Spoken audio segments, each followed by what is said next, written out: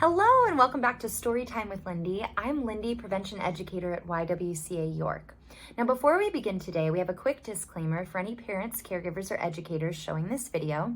We want to mention that first, we will be skipping one of the pages of this book. It talks about specific anatomically correct terms for private parts.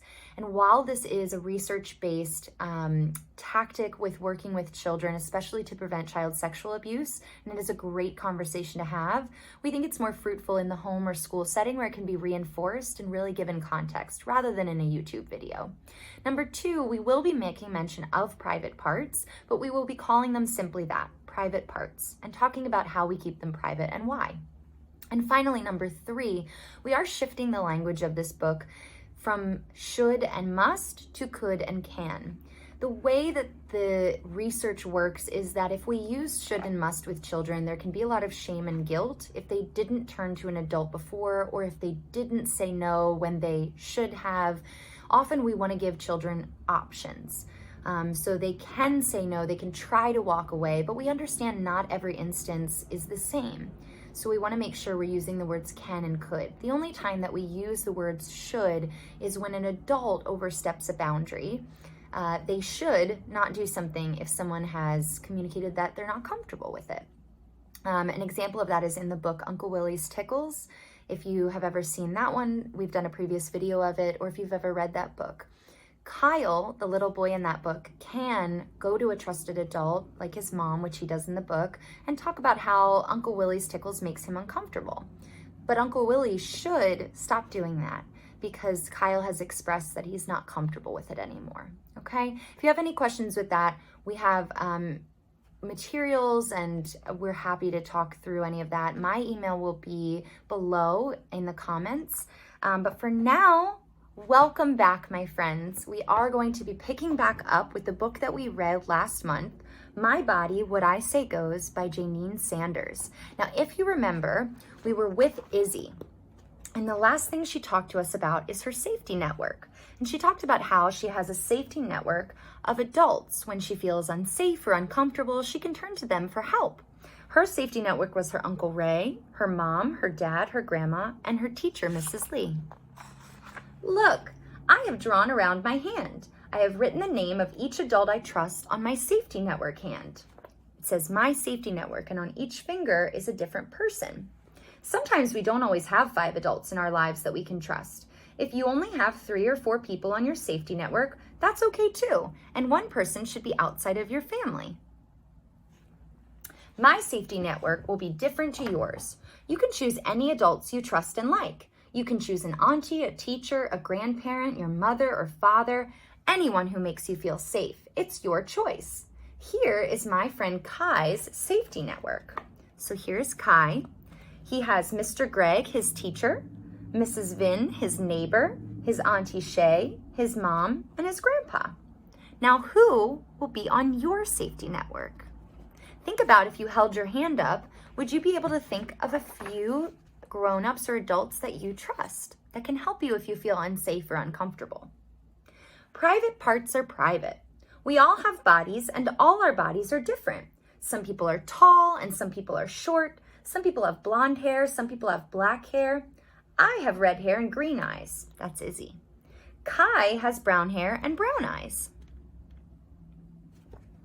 We all have private parts. I have private parts and Kai has private parts. My private parts are those parts of my body under my bathing suit or covered by my underwear. Kai's private parts are those parts of his body under his bathing suit or covered by his underwear too. Everybody's mouth is also a private part, and private means just for you. Look, it looks like they're at the beach in their bathing suits about to have some fun in the sand.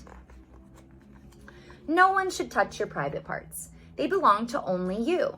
When you were a baby, your private parts were washed and dried by your parents or caregiver. Now that you're older, you can wash and dry your own private parts because you're the boss of your own body. This is my body. What I say goes. And you can see here that Izzy's mom is still helping her to take a bath. If someone does touch your private parts or asks you to touch their private parts or shows you pictures of private parts, there are 2 things you can do. Number 1, you can try saying in a loud, strong voice with your hand held out, stop, this is my body and what I say goes. And 2, you can go to a trusted adult on your safety network and tell them what happened. That's why you have your safety network. If you get into moments that make you feel uncomfortable or unsafe or confused, your safety network is there to help. Sometimes, if you're sick, a doctor might need to check or even touch your private parts. This is only okay if an adult from your safety network is with you. So here you can see Izzy's being checked by the doctor while her dad is there. Secrets and surprises. Surprises and secrets are different. Surprises are things that are happy and fun and will always eventually be told.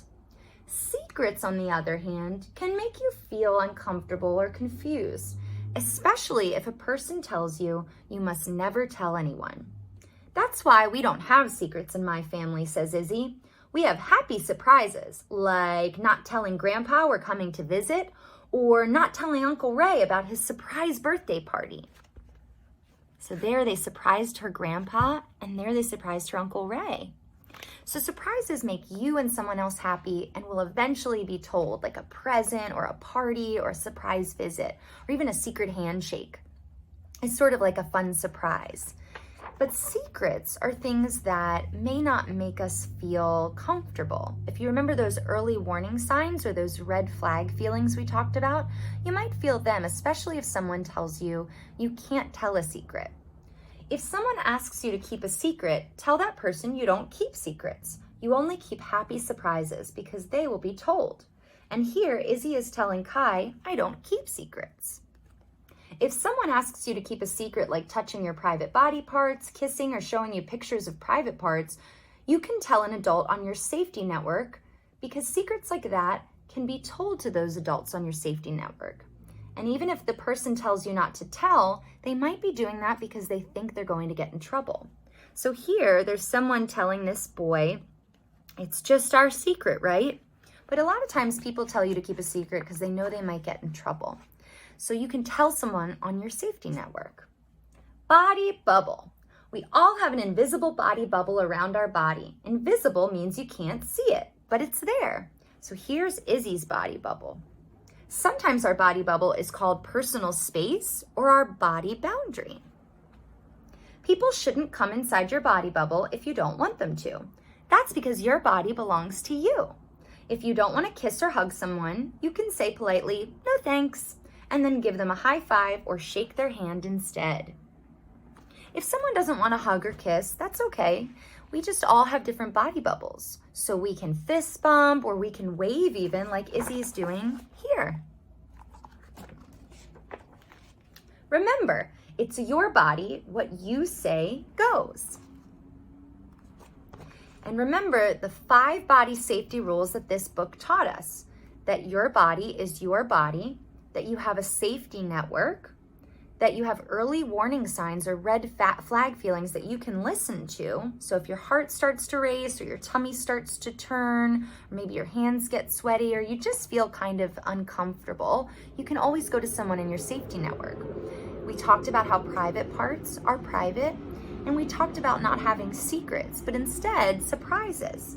And at the end, Izzy says, this is my body, what I say goes. Thank you so much for reading My Body, What I Say Goes with me today. I can't wait to read another great book with you next month. And remember, if you have any questions, I'll put my email at the link below. And I hope you have a great and special day. Thank you so much.